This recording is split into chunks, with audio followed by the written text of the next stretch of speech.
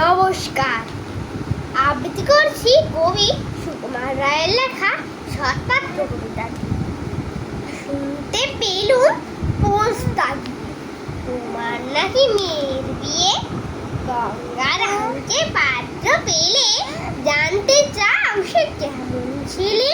মন্দ নয় সে পাত্র, রং যদিও বেজায় কালো, তার উপরে মুখের গাঠন অনেকটা ঠিক ন্যাচার মতো।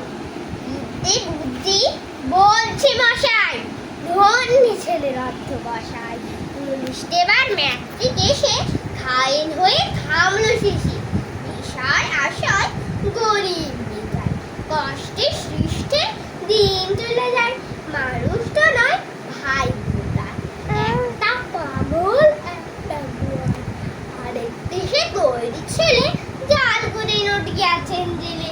ঘনিষ্ঠটি তবলা বাজায়, যাত্রা দলে 5 টাকা পাই। গঙ্গারাম তো কেবল পিলের জ্বর আর পাণ্ডু রোগে, কিন্তু তারা উচ্চ ঘর কংস রাজের বংশধর।